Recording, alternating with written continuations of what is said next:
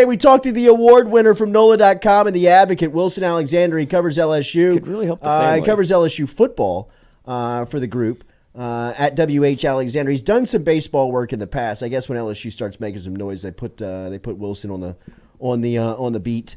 But I know that they have somebody out there every day at the box. But we'll talk to LSU football reporter Wilson Alexander, just like we do every Tuesday here. Wilson, good morning. Good to catch up with you. How are you? Good morning, guys. Doing all right. Koki Riley's our new baseball reporter for anybody who doesn't know yet. So he's going to be out there like all the time, and definitely someone to follow for for all the LSU baseball coverage. So make sure you're doing that if you're not already. I have watched Jay Johnson's press gatherings on YouTube, and Koki he's off the top rope. He's first, second, third question guy. I like it. You got to get out there. Wilson, it looks like LSU's trending for another offensive lineman. I don't know what else to say about Brad Davis. I asked you about the potential of taking a couple of offensive linemen out of the room, moving to the defensive line for spring. I'm sure they're going to have to do that, but Davis can't really be down with that because of just how good of a recruiter he really is. I don't know if we really can put into words how good he is at this point. Well, when you look at what LSU's done over the last couple of years in terms of offensive line recruiting, Brad Davis has turned that position into a strength. And that hasn't always been a strength at LSU, the offensive line. Part of it is just the talent base in Louisiana isn't always there like it has been the last couple of years when you look at recruits like Will Campbell and Emory Jones and even Lance Hurd before he transferred to Tennessee. You know, those guys being available has certainly helped, but Brad has also gone out of state to get players. And so now when you have a strength at offensive line there and you look at it on the other side of the ball and you have a bit of a weakness at defensive tackle, it might make some sense to maybe pull from your strength to try to improve your weakness and maybe balance out the two to some degree. Because LSU's got the 4 returning starters on the offensive line, you know, you're able to maybe do that with some of your players who are a little bit further down the depth chart, at least during the spring, and see how that goes. But Brad Davis has certainly built that up into a room that is formidable, that might be one of the best offensive lines in the country next year. I mean, it was a Joe Moore Award finalist this year, certainly had a case for winning that award. And though it didn't end up doing it, from a group that is a finalist, you're bringing back 4 of the 5. And, you know, it seems like maybe DJ Chester will slide in at center. We'll see kind of how that starts to work out during the spring. I mean, practice starts in just under 2 weeks already. And so, you know, either way, whoever they're pulling across from that offensive to defensive line, we'll kind of see who that ends up being. It's still a strength. The offensive line should be because you've got those starters coming back. Obviously, then you start to get into interesting sort of thoughts and discussions next year in 2025 about what the offensive line will look like, because you'll probably have some guys moving on at that point. But still, this is a unit that is a strength, and Brad Davis just continues to recruit that way. So, continues to recruit well so that it'll stay that way. Wilson, new offensive coordinators in place, but they didn't go outside of the program to bring them in. Do you expect a lot of difference on offense? I mean, do you expect anything different that much on offense? Not really. In terms of what the playbook will look like, I have to imagine it'll be very, very similar, and that it's really just a matter of now who's calling those plays and how Joe Sloan and Cortez Hankton, and Sloan in particular because he'll be the play caller, kind of look at that playbook. Maybe that results in some different things. We saw in the bowl game, it was a little bit of a different look in terms of what was getting called. Not necessarily drastically different, but also part of it is just that not only that the play caller is different, but that the quarterback's different. Garrett Nussmeier doesn't run the offense the same way that Jaden Daniels does. And so then that'll inherently change the offense to some degree. Things will have to change in particular in the run game without Jaden Daniels' legs. We saw that in a little bit in the bowl game. How LSU continues to build on that is definitely going to be a main thing over this offseason, especially now with a running back room that is certainly thin. And yet also is kind of an inexperience. You can bring Josh Williams back, but can Caleb Jackson step up? What can Caden Durham contribute? Trey Holly's status is obviously what it is at the moment. So those sorts of things are going on, and but I don't expect that. And obviously the passing game will probably continue to be pretty productive with Nussmeier back there, especially with his deep ball and how that pairs with some of LSU's receivers. But anyway, that I think basically in a broader sense, it's a playbook that's probably not going to change very much. Brian Kelly has always had kind of a hand in the offense in some way, at least expressing what he wants to see to some degree. He's always been a little bit more of an offensive coach and been an offensive play caller in the past. And while he won't be, calling that offense or anything, he has hinted here and there that, he's going to have some input. And so I would imagine that the offensive playbook doesn't change, but, what gets called and pulled from that playbook because of LSU's personnel being a little bit different will probably morph it to what they have. Wilson, Garrett Nussmeier at this point last season was the best backup quarterback in the country. He brought a ton of respect to LSU quarterback to the LSU quarterback room. What do we know about the backup role going into this season?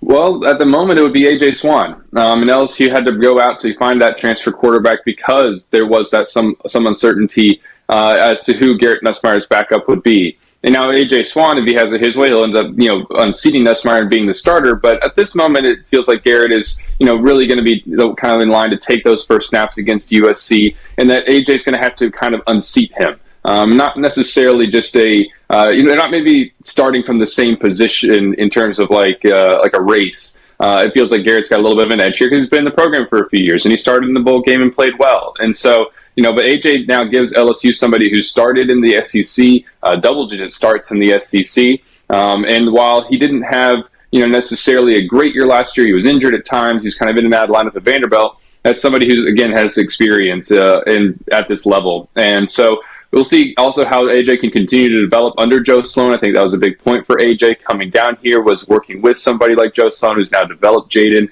helped develop Garrett. And so it feels like it's probably, Garrett Nussmeier 1, AJ 2 going into the spring. And then we'll see kind of how if there's much of a competition, how it unfolds. AJ's going to have to go out there and play well to make things interesting. But he would certainly give LSU an option and be kind of the backup going into the year, which just gives them a little bit of an added comfort level. So that in case Rickie Collins isn't ready by the fall to really take significant snaps and be a backup, that they can turn to AJ Swan if something were to happen with Garrett. What have you learned on the strides Collins has taken in the year out of high school? Yeah, no, he's certainly gotten better. I mean, we've been able to see some of it firsthand in terms of having access to some practice here and there. He looked a little bit better in bowl practice than he did in the fall, and that's what you'd expect. He's had a few months now here on campus and been able to take quite a few reps, and certainly was able to take more. Not a little bit more in the lead up to the bowl game. He wasn't working with the first team offense very much. That was really all going to Garrett. But he was, you're able to see some improvements in strides and just in terms of handling the offense. It seems like his mechanics still need to get a little bit better, need to get sharper, more, improve on his accuracy. He throws a decent ball, but he's got some work that he has to continue to do. And obviously, one of his big things that is so good for him is his athleticism. That is always evident watching him out at practice. He's somebody who can certainly make plays, but he's just got to continue to fine-tune those details as a passer. Not sure if you saw this report, but our good friend, mutual friend, Ross Dellinger put out a piece with Jamie Chadwell, who's the head coach at Liberty, and had a quote from him saying that LSU showed up with $300,000 was going to pay for C.J. Daniels' car and an apartment. I've talked to some people around Daniels. It seems like those numbers are exaggerated. In your reporting, is LSU playing with that type of firepower? I mean, are they going out and offering those types of I guess, contracts to people? It's I don't know for certain in terms of the DJ situation, but from what I've heard in terms of where LSU's at on the NIL front, that's not necessarily unrealistic. That it's kind of dependent on the player. That LSU, from what I understand, was putting together, when we say LSU in this case, we're also talking specifically about the collective, was putting together packages to try to get Mekhi Wingo and Brian Thomas to maybe consider coming back. And they were lucrative. But they obviously, those two obviously ended up going in different directions. So I think with LSU's NIL, part of it is philosophical. Brian Kelly's usually, because they're coming from the top down, putting that money toward players who are currently on the roster or incoming freshmen, and then giving them chances to earn more as they produce, like Jaden Daniels did when he came back. Brian Kelly told ESPN that he was making as much as he would on a rookie contract last year. So LSU has some, money in the coffers there, but also when it comes to transfers, it's kind of dependent on the transfer and what they've done already. And I do think that money is available. I don't know if that is Sure. an accurate number as it pertains to CJ Daniels, but obviously, Liberty's coach is on the record saying that's certainly significant, and so.